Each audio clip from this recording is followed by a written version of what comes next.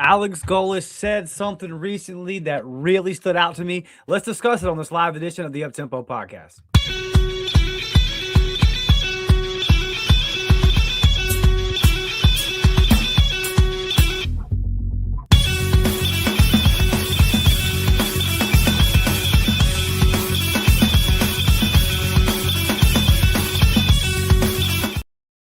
Yes, sir. What's up, guys? Welcome into this Thursday night live edition of the Uptempo podcast. I'm your host, Dustin Smith. Y'all know the deal. As you file in here, smash that thumbs up button, subscribe to the channel if it is your first time, leave in the comments where you are watching from.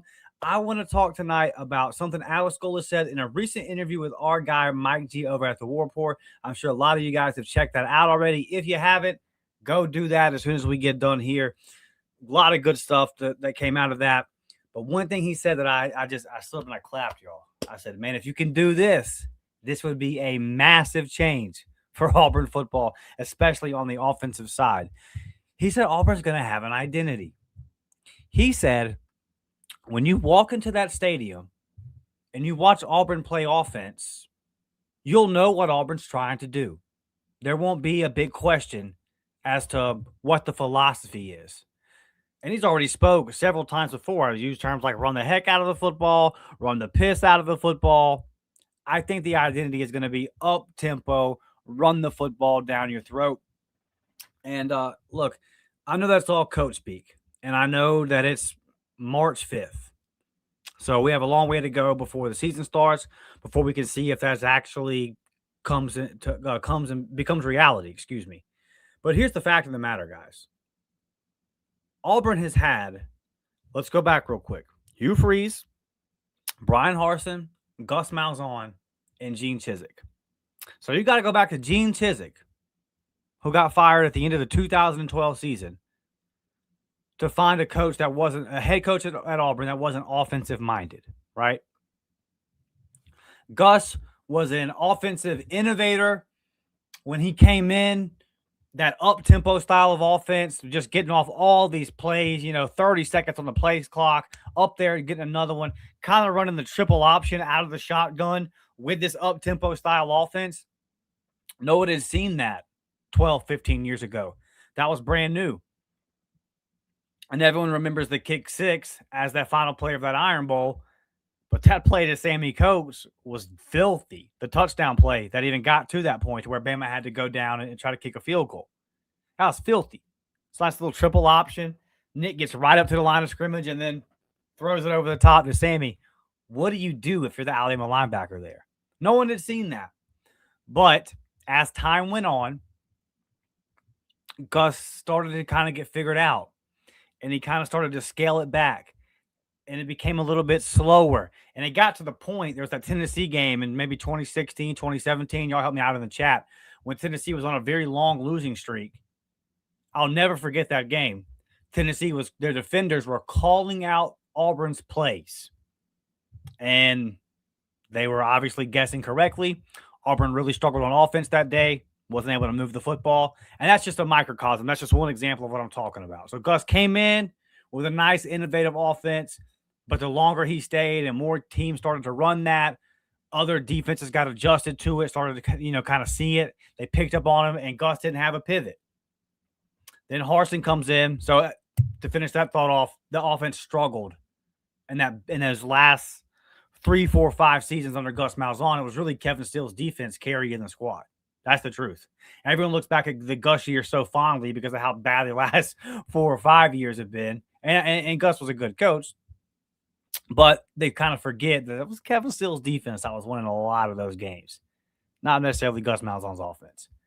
It got to the end of it, at the end of his tenure, where I didn't know exactly what Auburn was trying to accomplish.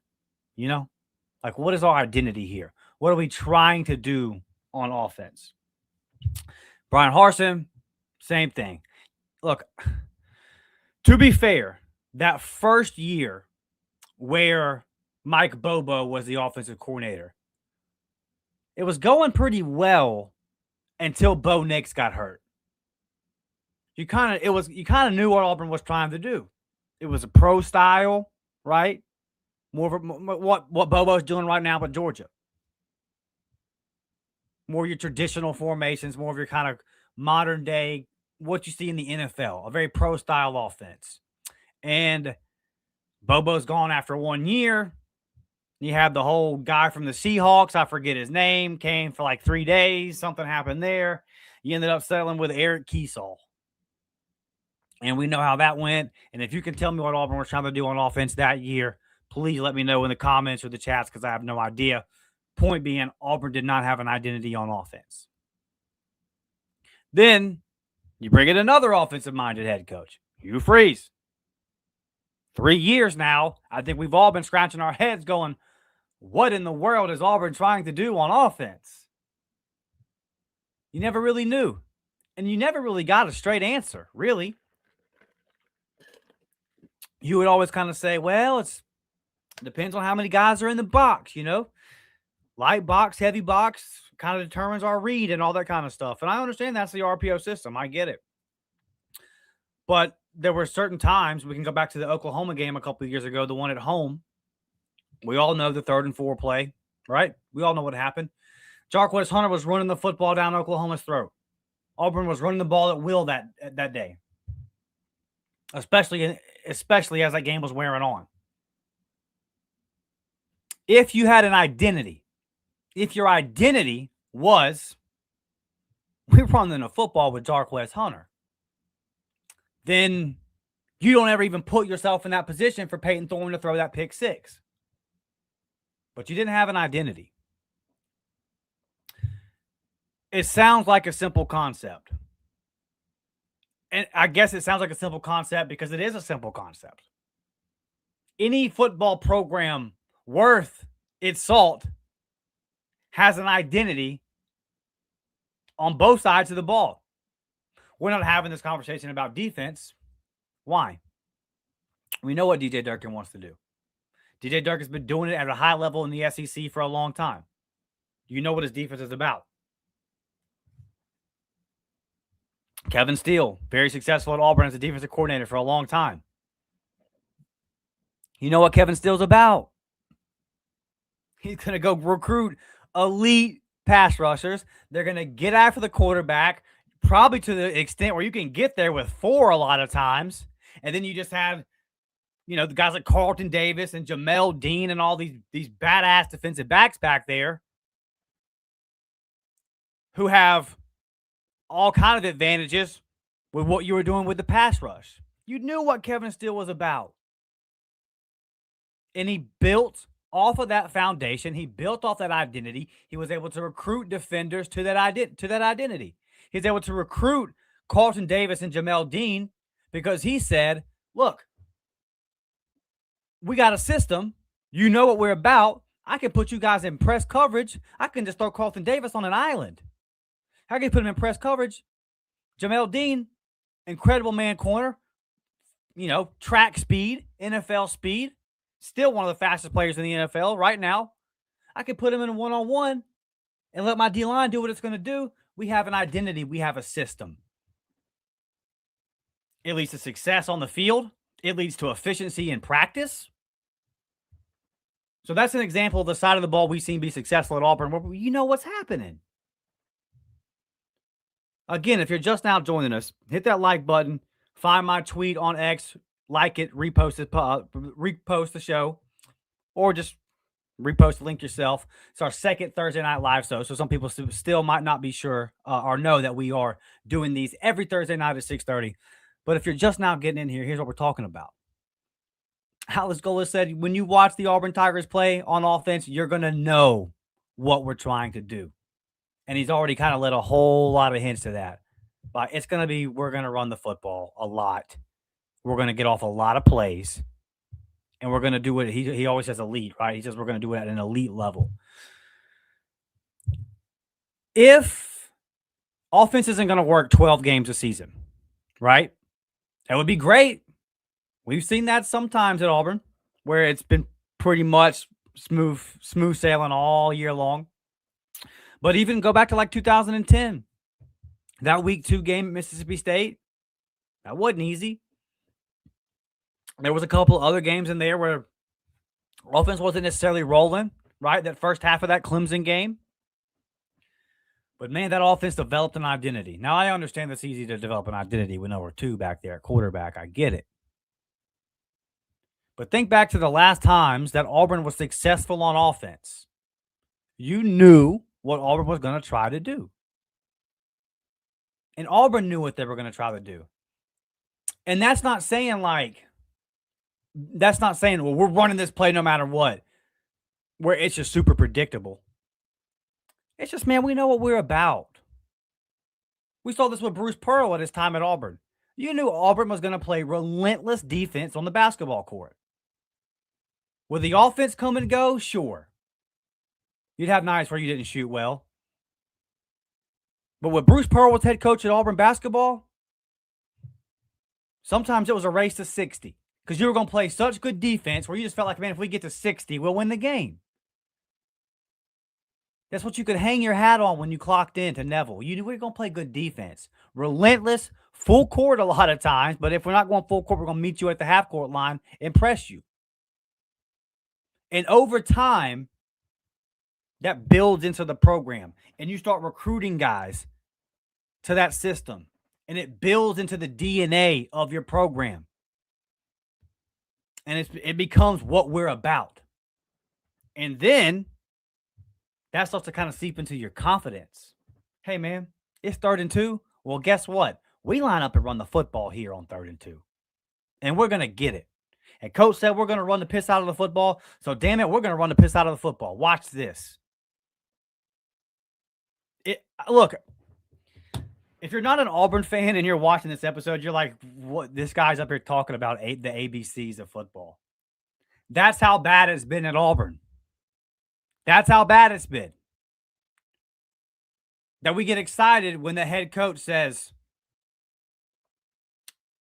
we're going to have an identity. I know what I want to do. Because these last 3 years in particular, I've sat on my couch, or like a lot of you, I've sat in that stadium. How many times in the last 3 years when Auburn had the ball on offense did you find yourself saying during the game, what are we doing? How many times did you say, what are we doing? I felt like every offensive drive, maybe like, what are we doing here? Going max protection, going max pro, and still getting sacked? Come on now.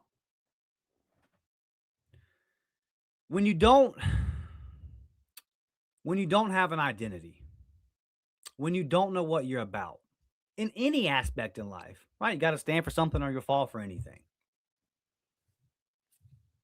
Man, if Alex Golesh is able to accomplish the things that he's saying, because there's a second part of this too that I want to get to in just a moment. Going to get to some of you guys' comments, but there's a second part of this too. And this kind of goes back to the original point of I talked about with Gus, where he came in with an innovative offense. But as guys picked up on it and he didn't have anything new, there wasn't any kind of pivot. He didn't continue to build off of that. That's where the flaws came in with that whole situation. So it's a fine line, right? Like, it's not like, again, I said this a couple minutes ago. It's not like we can just beat our head against the wall. We're going to do this, damn it. But man, you got to have an idea. You got to show up with some kind of idea as to what the game plan is. In particular, on offense, these last 3 seasons, I feel like Auburn has been walking up to the line of scrimmage on critical downs, not sure what they're going to do. We're going to run here. We're going to pass here. I get the RPO system. I understand it, right? But man, at some point, there needs to be building blocks. There needs to be something that you can fall back on. We know we do this well. We know we're about this. And even on days where Auburn's offense, now hopefully these days are few and far between, but even on days where Auburn's offense isn't clicking, will we be able to watch it and go, you know what? It just didn't work today. Maybe we have to tip our cap to whatever defense they played because it's easier to live with that. It's easier to walk away from the game saying, hey, they got us today, or hey, we just didn't have it today on offense. It's easier to walk away saying that in a loss, or just a game where you maybe a low scoring game. Yeah, let's put out positive vibes. A low scoring game that you were able to pull out, but your offense didn't play well. It's easy to stomach that poor performance from the offense. One, if it's not frequent, right? If it's happening every week, then it's like, well, okay, obviously. But if you walk away from it saying, well, I know what we were trying to do, right? If you walk away from it saying, hey, man, we've done this the first 6 games, it worked. Today it didn't. That's better than how we've left the stadium the last 3 years. We're walking out of Jordan-Hare the last 3 years going, what was the plan? That's been one of the most popular comments, particularly the last 2 seasons, in our post-game reaction shows. What were we even trying to do? And the answer is a little bit of too much. Honestly, the answer was a little bit of too much. We didn't have established principles, right? We didn't have an established foundation. This is what we do. This is our identity. And again, there's a second part of this that we'll get to here in just a second. Going to get to some of you guys' comments. Got a good crowd following in here, man, on a Thursday night. Like the video. Let's see. We got a little Becoming Trying One says, y'all will be an easy win for us October 24th. Good luck. Yeah? Let's take a peek here, man. Let's take a peek. October 24th, LSU. Okay. We'll see, buddy. We'll see. Auburn's got a lot of big games before LSU, right? So, yeah, we're going to worry about those first before we worry about LSU. But, yeah, man, I mean, we'll see. We'll see. LSU fan coming in here trolling. I kind of like that. Let's get this whole LSU Auburn rivalry started back up. I ain't gonna be mad at you, buddy. Come on in and come on in and talk it. We'll have this conversation again. Tim the Toolman Taylor says, I'm just not gonna get into too much of a back and forth in March. And then also, like, we're interested to see what happens over there in Baton Rouge. A lot of new faces, new coaching staff. I know that Lane Kiffin was the big get of the coaching cycle. So yeah, we'll see how it all plays out. Very interested to see what goes on down there in Baton Rouge. Very excited for that October 24th matchup. Easy win, though, I will say. Calling it an easy win, we'll see, man. Maybe in Baton Rouge. Auburn's had a tough time in Baton Rouge. Even though we got no Harsin or Hugh did lose his first year there. So yeah, okay. I was gonna say, did we win the last time we went there? But no, Harsin got the one with Bo Nix, and then Hugh lost. We got our asses kicked with Peyton Thorne and Hugh Freeze in year one of Hugh Freeze. So yeah, we'll see, man. We'll definitely see. Gonna be fun though. Both teams brand new, right? Brand new squad at LSU, brand new squad at Auburn. Hope it's a night game in Jordan-Hare. I don't know if I would call that easy, but we'll see how all that plays out. Long way to go for that one. Tim the Toolman Taylor with the up tempo. What's up, my guy? Big Sarge is in the building. James Barnett, what's up, buddy? What's up, man? Good evening to you, James. Hope you're having a good week. What's up, Brad? Good to see you again, my guy. Good to see you. Haven't seen you in the chat in a little while, Brad. Hope all is well, brother. I'll be damned says, what is up to my fellow Tigers? What's up, man? All good Auburn crowd coming in here on a Thursday night in March. Aren't we ready for some spring football? Our guy, can I say dog? I think you got a cat in your profile picture. Dog 73, DWG 73, whatever it is, man. I appreciate you being here with us, buddy. See you in all the shows, man. All the War Report shows. Tapped in. Appreciate you, man. You've been in here very active in our comment section lately. Appreciate you, buddy, for real. Auburn Dan says, identity may come with a growl followed up with a bite. Hope so. That's I'm going to kind of stick to the offensive philosophy tonight, but it's kind of a good point that you can bring up here, I'll be damned, in that, okay, so take Georgia as an example of what I'm about to say. Think about that Georgia game at Tennessee this year, right? Georgia kind of has an identity at this point of like pulling out close games. You kind of knew, like you knew in that Tennessee game, or at least you felt like, man, this is like a winning culture. They can kind of find a way to win. Flip side of that, Auburn's identity has been the opposite of that, right? In terms of like late game. So yeah, that's more of a culture conversation. But yeah, have my guy says with a little bite at the end. It'd be nice to see Auburn with a little bite again. That would be a great identity, right? You know, when you come into Auburn, they line up, they run the football, and they have a little growl and a little bite. I love that. My guy says the lack of offense overused and abused the defense most of last year. It's going to look different in a good way. Get ready.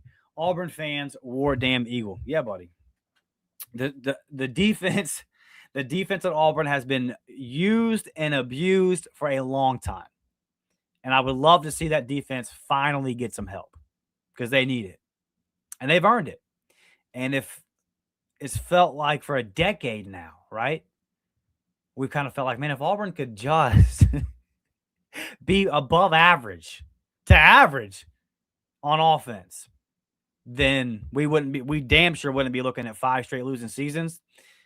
And then it could be a whole lot better than what it has been. The defense has been absolutely elite. We all know the struggle on offense here. Albie says, love your no-nonsense look and reactions, bro. Thanks, buddy. Thanks, man, for sure. And I'll say this, Albie, damn. What I'm hoping for, I know everyone, get this comment a lot. Everyone kind of likes the realness and, how the way we present the content here. There's a lot of sunshine pumping. There's a lot of BS that goes on, not just in the Auburn space, in college football in general. Like the clickbait, the sunshine pump, all that kind of stuff is a very, very easy way to drive views. Being realistic and objective can kind of bite you because of just how crazy SEC fans are. But I think we've carved out a nice little role here on the show. And I'll say this, man. What I really hope is that all of the reactions moving forward next season are positive. Whenever Auburn will lose, I'd get the DMs like, I can't wait to see the rant tomorrow, man. You got to call it out. And I got no problem doing that, But we got no problem keeping it real at all. What I would really love to do is to just come on every single Sunday and be hyped up talking about wins and have some real substance, right, about the dubs. Because it's funny, we did the basketball show Tuesday. Go check that out if you missed it, where I just kind of diagnosed everything that's happened this year with the basketball team. And I said at the end of that show, I think this is the first negative basketball show I've ever had to do.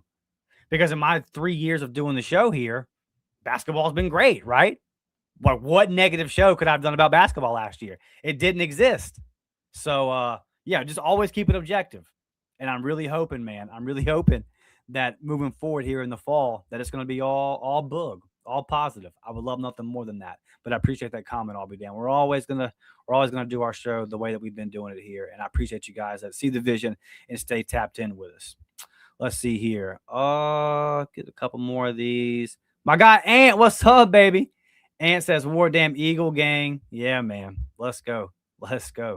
Big comment says, just trolling. Glad to have y'all back on the schedule. Always. Yeah, man, for sure, buddy. For sure. Glad to have LSU back on the schedule. 100%.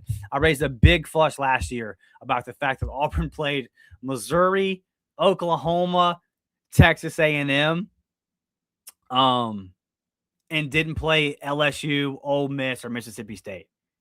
I just thought that was as stupid and as silly as could be.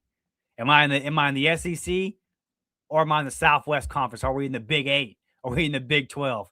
So, yeah, man, it's all good. We love a little Tiger Bowl trolling. Get on here and keep it up with us, man. Appreciate you being in here. And, yeah, it's good to have you back on the schedule. October 24th, that's going to be a fun game.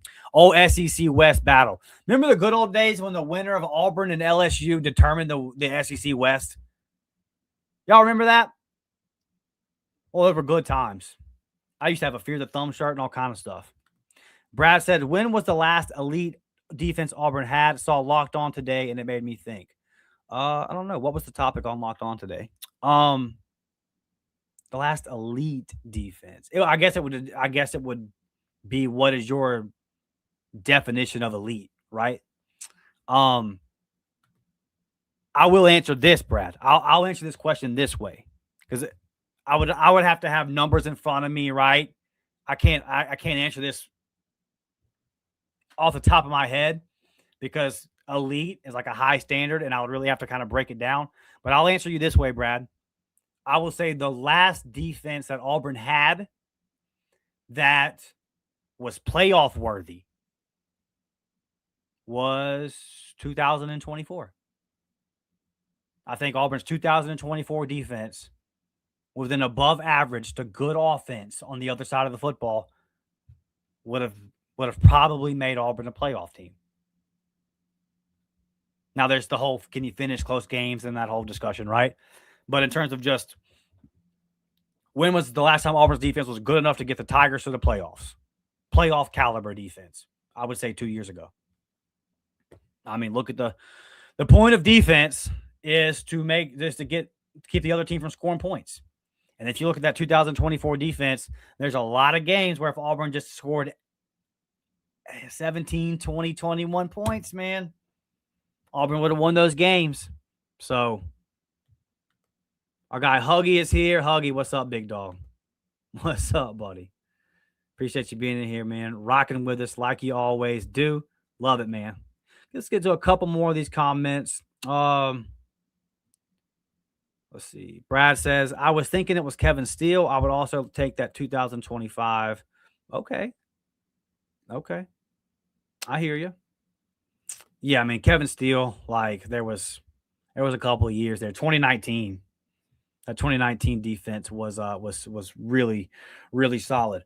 All right, so the second part of this discussion that I wanted to have real quick, and then we're going to get out of here, is the ability to continue to adjust, the ability to continue to mold your offense.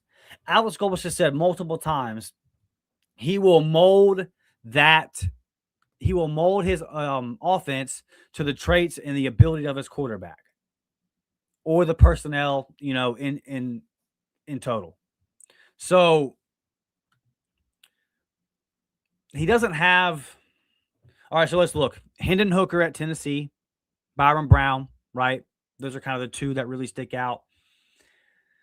Hendon Hooker, like how much of that's Josh Heupel? There's I don't know. Really, Byron Brown's been his QB since he's been a head coach. So this to me is kind of still to be determined. There's not a whole lot of sample size on this one. There's not a whole lot of data on this in particular. But if he's able to do that, and he seems very confident that he can, if Alex Golesh is able to continue to mold his offense to match whatever his personnel is, whoever his quarterback is, because he's got Byron Brown for one more year. We want him to be Auburn's coach a lot longer than one more year, obviously. What if the next quarterback is not nearly as good a running threat as Byron Brown, but he's a better quarterback? Right? Like a better thrower with the ball, I should say. A better passer. Then you would switch up some of this. If you're able to do that successfully. Because, again, I'm going to use the Gus example. I'm not trying to throw shade at Gus. There's a lot of people like this in college football. I'll give you an example of a guy that was able to do it well but still stick to his system is Mike Leach. You knew Mike Leach was going to be air raid, right? His identity was air raid. Wherever Mike Leach goes, it's air raid. But inside that air raid, he still switched it up enough. There was still enough new to where he always kept defenses on their toes. Did he have years that were better than others? Sure. But Mike Leach was always moving the football. And he was always doing it through the air. Because inside of his identity, inside of his offensive philosophy, he was still able to come up with new stuff and still able to do new things to keep defenses guessing. If Alex Golesh is able to do that, this is our identity, this is what we do. And then also, inside of that identity, still keep it fresh and say, hey, you know what? Maybe in previous years, QB power was the play call right here. But we don't have a QB power guy this year. So this is what we're going to do in this situation. If he is able to do that successfully, well, then honestly, then he's just going to be at Auburn a long time because it's really the best of the best that can do that. I know he was a defensive-minded guy, so this might not be the best example, and he's the GOAT, but, like, didn't Saban always adapt? Even Kirby Smart. Look at Kirby. Isn't he always adapting with the game? Isn't he always ready for the next move? Like, the game's changed underneath his feet in a lot of ways. And he's been successful in all these kind of different areas, or all these different eras, excuse me. And you know what Georgia's doing over there on defense? They're not reinventing the wheel every year, but ain't nobody got them figured out yet, do they? Like, it's still a successful operation over there. If Alex Golesh is able to do that, man, be a big change. Be a big change. And again, like I just said, he'll be at Auburn for a very long time because that is a very hard thing to do. It's one thing to say it. It's another thing to actually be able to go out and do it in the SEC. If he is able to actually accomplish that, it's off to the races for the Auburn Tigers. And again, to kind of wrap up today's thoughts, just having an identity, man. It sounds so simple. It sounds so simple. But Auburn hasn't had it on the offensive side of the ball in a very long time. If Alex Golesh is able to come in for the first time in 5-6 years, for people to watch an Auburn game and say, okay, I get it. I see the vision. That in itself would mean Auburn's headed in the right direction. Because the last 3 years in particular, we've all left the game going, what in the world are we even trying to do on offense? That's got to change. Hopefully, Alex Golesh is the guy to change that. Brad says Tennessee's offense hasn't been the same since AG left. You're right, brother. You're right. And here's the thing, too, man. I'll tell you something that gives me a lot of hope, too, is the way Tennessee fans speak about Alex Golesh. Tennessee fans love some Alex Golesh. They speak very highly of him. They love the job he did when he was there. That'll tell you a lot. Tennessee fans aren't exactly the first ones to run to their phone, run to their computer, and tell you what a great thing Auburn just did, right? But all the Tennessee fans I saw when Auburn hired Alex Golesh said, that's a good hire, Auburn. So, yeah, you're right, Brad. Albie says, I'm 59, and I'm just excited that there's some old school thinking and how it starts with running the ball with Brown and the rest of the backs will have our identity. Yeah, man. 100%. 100%. I've said this for the past several years at Auburn, or since I've done the show. At Auburn, you cannot be successful if you're not willing to run the football. Now, I'm not saying Auburn has to run the wishbone, power I, has to run the ball 50, 60 times a game. I'm not saying that.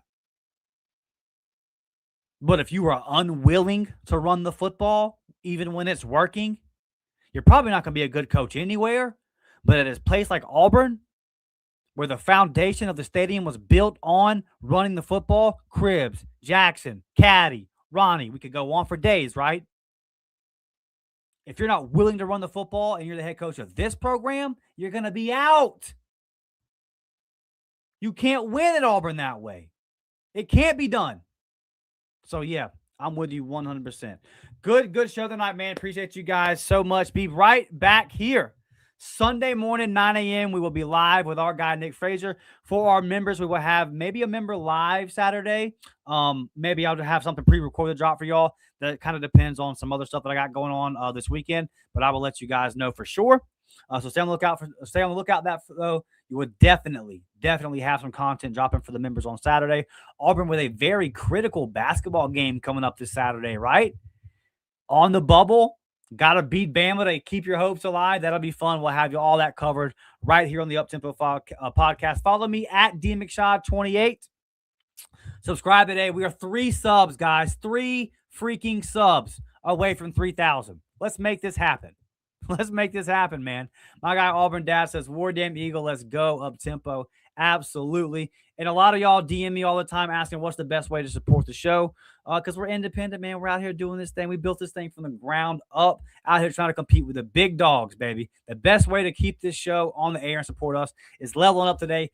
$3.99 a month will get you in that JV squad. $5.99 a month will get you in that varsity squad for exclusive up-tempo content, film reviews, post games for baseball, basketball, all that good stuff. This is the best way to go the extra mile and support us. But, man, you don't have to do any of that because that like button's free, that subscribe button's free, and just clicking on the show and continuing to watch is absolutely free. And that's more than enough for me, guys. Thank you so much. I hope everybody has a good Friday tomorrow. I hope your weekend is awesome. You get everything done that you need to get done. Hope there's some blessings find you. War Damn Eagle, thank you guys for tuning in so much. If you're over on Spotify, Apple, leave a 5-star review. Follow us over there as well. And be back here. I'm going to see all you guys back here Sunday morning, 9 a.m. War Damn Eagle. I love you. I appreciate y'all. Have a good weekend. God bless.